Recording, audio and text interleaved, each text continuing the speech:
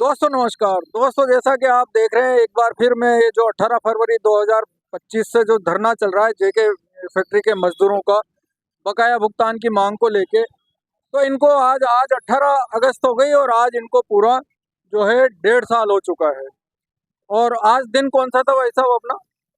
आज एक वर्ष 6 महीना और एक दिन एक दिन ऊपर हो गया है ना, यानी 1.5 साल है ना।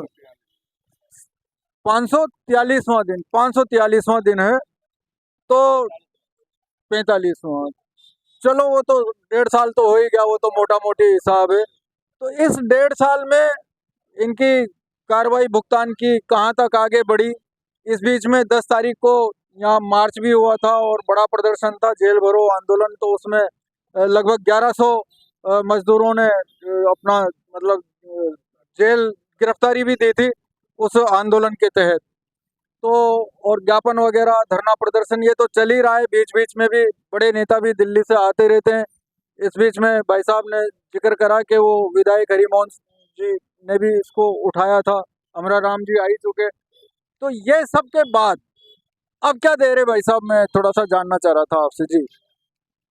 ये अराफात चला गया हाई कोर्ट के अंदर, जो जमीन अधिग्रहण किया सरकार ने, उसके लिए हाई कोर्ट गया और हाई कोर्ट में सुनवाई पूरी हो चुकी है। जो 10 तारीख थी, 10 अगस्त थी, उस तारीख को पूरी सुनवाई हो चुकी है जी। और निश्चित रूप से जो सरकार की ओर से जो एजी साहब थे, राजेंद्र कुमार शर्मा जी, उन्होंने जिस तरह से अराफात के जो उठाए हुए सवाल थे उनके जो जिनसे जवाब दिया है, उससे अराफात को कोई रास मिलने का आसार बिल्कुल जीरो है और कोई उम्मीद भी नहीं है कि उसने जो ये कहा है एजी साहब ने कि अराफात ने बहुत बड़ा क्या नाम वो काम किया, फ्रॉड काम किया है। निश्चित रूप से यहाँ बाहर नहीं लगे, जेल जाने लायक आदमी है, लेकिन फ्रॉड है यार, फ्रॉड शब्द बोला उनके लिए अराफात ने। और उनके वकील को फ्रॉड बताया, उनके वकील का फ्रॉड के इनके फ्रॉड बातें उठा रहे हैं, झूठी बातें उठा रहे हैं। इस तरह से बहस इतनी गर्मा गर्म हो गई थी और उन्होंने उसका जवाब देने की कोशिश की, लेकिन जैसे हम उससे सुना एक घंटे का समय फिर दिया अराफात के वकील को, लेकिन उसमें कोई नया पॉइंट उठा नहीं पाया। वही पॉइंट थे जो पहले उठाए थे, जो फ्रॉड पॉइंट थे उसके, उसमें कोई उसके पास नया कोई जुगाड़ नहीं अराफात के। अराफात ने तो, लेकिन अराफात क्यों मैटर, सबसे बड़ा मैटर समझने की जरूरत है। अराफात ने जमीन ली है, ये लिए समझौते के बाद, मजदूरों समझौता होने के बाद, 2000 समझौता होने के बाद में उसने आईडीबीआई जो ऑपरेटिंग एजेंसी थी, ऑपरेटिंग के पास अराफात गया कि इन फैक्ट्री में चलाऊंगा।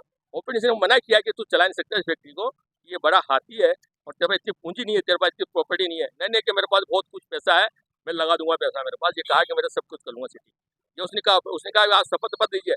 अराफात ने शपथ पत्र देने को मजबूर किया अराफात को, और शपथ पत्र दिया उसने कि मैं इसको 1 साल में पूरी कागज चला दूंगा। ये शपथ पत्र दिया उसका, और मैं 2100 रोजगार मजदूरों को पूरा रिटायरमेंट देते हैं नौकरी दूंगा, मैं इसने वादा किया, उसमें लिखा हुआ उसके रिटायरमेंट में। वही एजी साहब ने बड़े ढंग से पकड़ा उसको। ये 2003 में जो स्कीम बनी है, जो डीमर्जर की, जो जेके को अलग किया है, उसके पीछे बहुत बड़ी साजिश थी। जेके ने क्या किया कि ये सीमेंट ग्रुप और कोटा ग्रुप और एक ये क्या नाम झालावाड़ ग्रुप, ये 3 फैक्ट्रियाँ थी, 3 जगह फैक्ट्रियाँ थी। तो झालावाड़ ग्रुप के लिए उसने उसी डीमर्जर में क्या लिखा कि मैं मजदूरों को 1 महीने 2 महीने फैक्ट्री बेच के, मशीनें बेच के पैसे दे दूंगा, और कितना पैसे दूंगा, 3 गुना पैसे दूंगा। 3 गुना पेमेंट उसने मजदूरों को, जो ग्रेजुएट पैसे 3 गुना मजदूरों को पैसा दे दिया। एजी साहब ने कहा कि जब आपने ये आप नहीं आते तो मजदूर 3 गुना पैसे भी ले सकते थे। 1 लाख 3 लाख उस टाइम बन रहा था हमारा। लेकिन एजी साहब ने कहा कि मजदूर से आपने खुद ने कहा है, आपका तो 579 करोड़ थोड़ी बनता है, मजदूरों का तो रिटायरमेंट देता है। आपने खुद ने शपथ दिया, आप तो 2100 मजदूरों को रिटायरमेंट देते पैसे देना था, वो देना आपको। ये कुछ नहीं होता इससे, रोजगार नहीं दिया, सबसे बड़ी बात है। वही सबसे बड़ी बात पकड़ के जो शपथ पत्र को बात पकड़े, जो स्कीम बनी, जो स्कीम, तो अराफात जेके हम अलग हो सकते, जेके से हम उसका पैसा मिलता था हमारे को, तो 2 साल पूर्व हमारा ऑर्डर पास था, लेकिन 3 गुना से ज्यादा पेमेंट था, वो करीब 6 गुना पैसा था 2 साल कोर्ट में।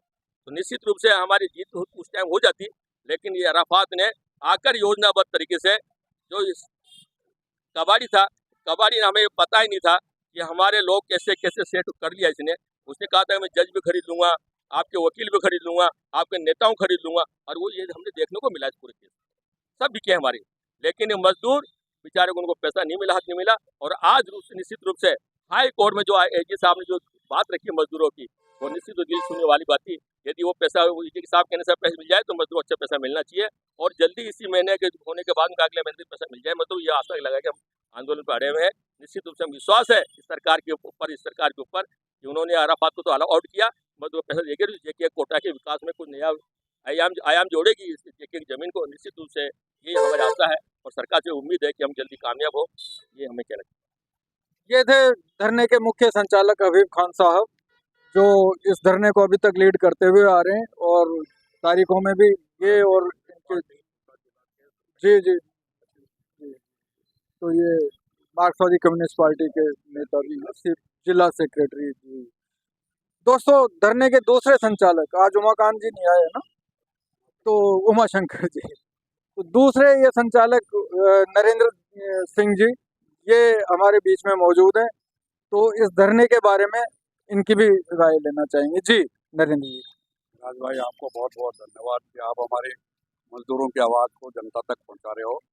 और इस धरने का संचालन हम सब सारे लोग मिलकर के और भारत की कम्युनिस्ट पार्टी मार्क्सवादी के नेतृत्व में और उसके जन संगठन और खास करके जेके की CITU यूनियनों के हमारे तमाम जो लोग मिलकर के इस धरने का संचालन लगातार बखूबी से आप भी देख रहे हो और हमारा पूरा राजस्थान और जो है केंद्र भी देख रही है इस बात को कि हमारे इस धरने को समर्थन करने के लिए राष्ट्रीय ट्रेड यूनियनों के सारे लोग प्लस हमारी भारत की कम्युनिस्ट पार्टी मार्क्सवादी के पोलिट ब्यूरो सदस्य पूर्व वृंदा करात और उसके बाद अमराराम जी और CITU के भी तमाम राष्ट्रीय ट्रेड यूनियन लीडर भी हमारे यहाँ पर आकर के इस धरने का समर्थन किया, इस मांग का भी समर्थन किया। और ये मांग थी हमारी सुप्रीम कोर्ट के आदेश को प्रशासन से सरकार से लागू करवाना, जिसमें खास बात थी कि जो जमीन है वो सरकार की है और सरकार को कोटा के विकास के लिए डेवलपमेंट के लिए जेके को दी गई थी, न कि किसी और को खुर्द-बुर्द करने के लिए। सुप्रीम कोर्ट के आदेश को लागू करवाने के लिए हमको धरने पर बैठना पड़ा,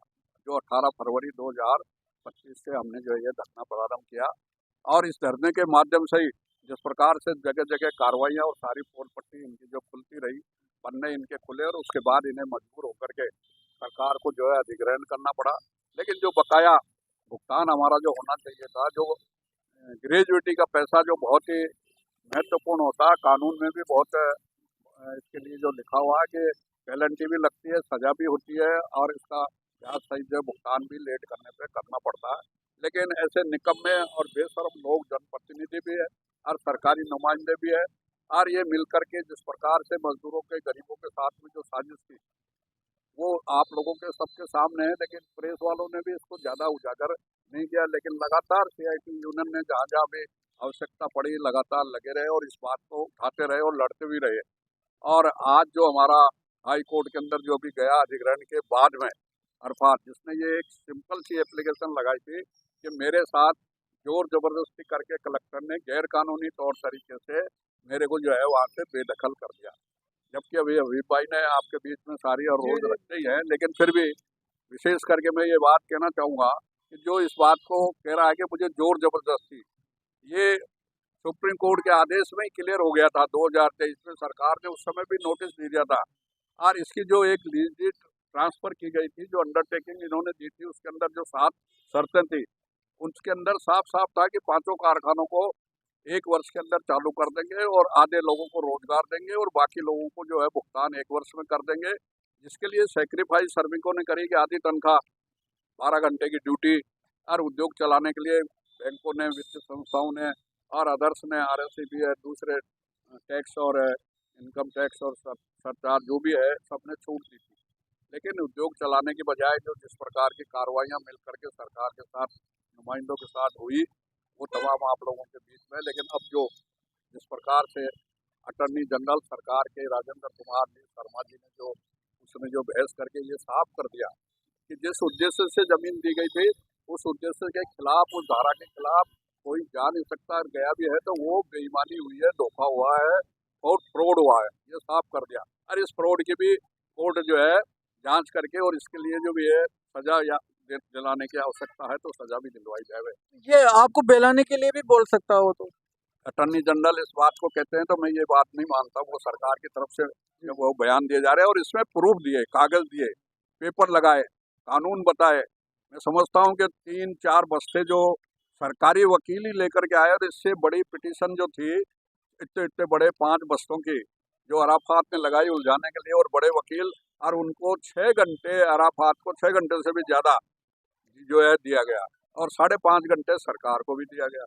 हमारे वकील ने भी बोलने की कुछ बातें रह गई थी उनको कहने की, तो उन्होंने कहा कि ये आप बोलोगे फिर ये बोलेंगे फिर जो होगा, ये लंबा प्रोसीजर होता है, आप नोट बना करके 3 दिन में दे दो। और हमारे एडवोकेट योगेश कुमार शर्मा जी ने भी जो भी शेष रह गया था श्रमिकों के पक्ष में जो बात कहनी थी और जो उन्होंने अराफात ने किया, उसको सबको लिखित में उन्होंने भी जो पेश कर दिया। और हमें पूरी उम्मीद है, जिस प्रकार से दलीलें नहीं, जो रिजल्ट हुए, जो आदेश कोर्टों के दिए गए, जो किए गई कार्रवाइयों के सारे पेपर लगाए गए, उनके जो दिए गए बयानों के जवाब दिए गए, वो सारे के सारे उनके जो है फ्रॉड थे, फ्रॉड उन्होंने किया है लेकिन उजागर नहीं कर पाए। ये जो है कमजोरी, चाहे नेतृत्वकारी हमारी भी उसमें हो सकती है और प्रेस वालों की भी सबसे बड़ी कमजोरी कोटा के अंदर रही। पता नहीं क्यों इस बात को ज़्यादा उजागर क्यों नहीं कर पाए, लेकिन जो विधायक हरिमोहन जी ने और उसके पहले अमरा राम जी और प्रहलाद गुज्जल ने भी वहाँ पर उठाई, कमेटी बनाई, लेकिन आज तक कोई भी उसकी रिप्लाई नहीं। उसकी सजा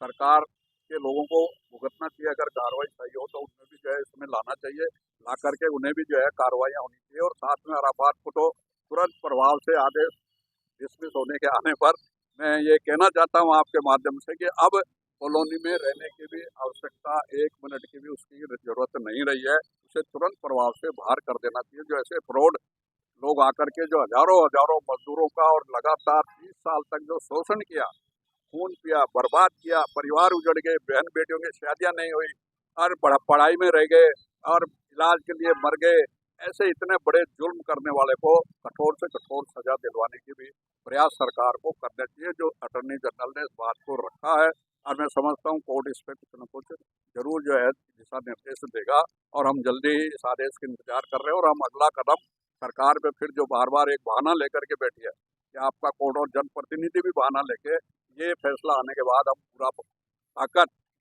हमारे पूरे जगह के कर्मचारी नहीं, दूसरे सारे संगठन और सब मिल करके इस प्रशासन और सरकार को झुकाने के लिए जो भी प्रयास कर सकते हैं हम करेंगे। और हम इन अधिकारों को दिलाने के लिए हमारे संघर्ष को जितना भी तेज कर सकते हैं हम करेंगे और ये अधिकार प्राप्त करके ये संघर्ष खत्म होगा। तो दोस्तों, इनका क्या है कि बिल्कुल कानूनी पक्ष इनका मजबूत है और धरना भी दे रहे हैं। 30 साल का इंतजार है। कहीं ना कहीं सरकार पे भी दबाव है क्योंकि सुप्रीम कोर्ट का। अब ये अलग बात है कि सरकार सुप्रीम कोर्ट के फैसले की कितनी जो है इज्जत करती है नहीं करती है उसके ऊपर है, लेकिन हर तरह से इनके पक्ष में है फैसला। अब देखते हैं कि इनको कब तक भुगतान हो जाएगा। इसी उम्मीद के साथ आप सबका दोस्त सिराज अहमद।